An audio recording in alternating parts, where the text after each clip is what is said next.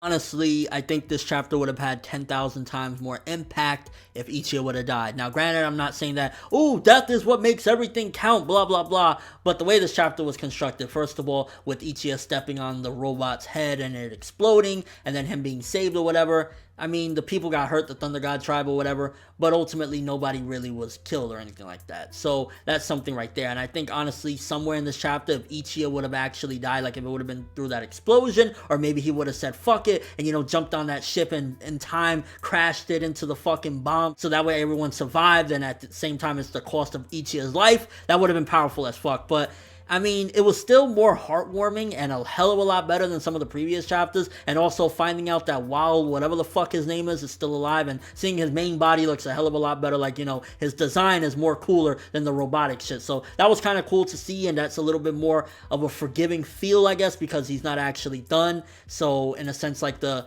Ichiya fight isn't as bad as I thought it was. The previous, chapters or whatever, it's just really the misbranded shit. Because seeing him still around or whatever, I was like, okay, not that bad. And honestly, this chapter, again, if I had to put something to it, it was like, it did the friendship bullshit that a lot of us don't really give a fuck about at this point, but it did it in a good way. It actually did it where I'm not throwing up like, oh, friendship, because the way it was done with the ship jumping in and seeing all the guilds arriving to help out and everything like that, that's what we want to see. And it was done in a very heartfelt way. Again, seeing the Thunder God tribe jump in to help even Ichiya that nobody fucking likes. And it's like, if Ichiya would have died, honestly, I felt like this would have been a great and impactful chapter, because it would have showcased that, somebody had to go and it was Ichiya. That would have been like, oh shit.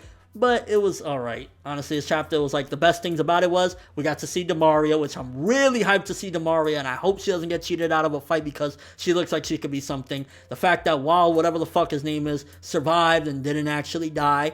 Pretty cool shit there as far as that goes. Also, seeing all the guilds like Sting and, Sabretooth arriving, and I mean, Quattro Cerebus, I don't really care about them, but the fact that a lot of people are coming in, so it's not just Fairy Tail versus the Alvarez Empire, is a lot more. That makes the fight seem a lot more even though if you think about it, oh, Miss Brandis just got captured. Oh, they actually almost defeated what's his fucking name. So it's like, they're not really having the struggle that you would think they would actually have. I mean, Azur or Ajil, whatever the fuck his name is, he got taken out already. So if Fairy Tail's doing this, you add a couple extra people, it's almost as if they're going to be bullying these motherfuckers like poor Alvarez Empire. But again, that's not to say that this was a bad chapter, because to be honest with you, again, I would say it was heartwarming. I would say Ichiya actually didn't seem like the big annoying pile of shit that he normally seems, because again, he was helpful, he brought a lot of people, and to a certain degree, some of the comedy as far as them like taking all his shit and saying, we'll see you in a week, was kind of funny. So it was alright. Honestly, this chapter, if I had to give it a score, I would say it was anywhere from a 6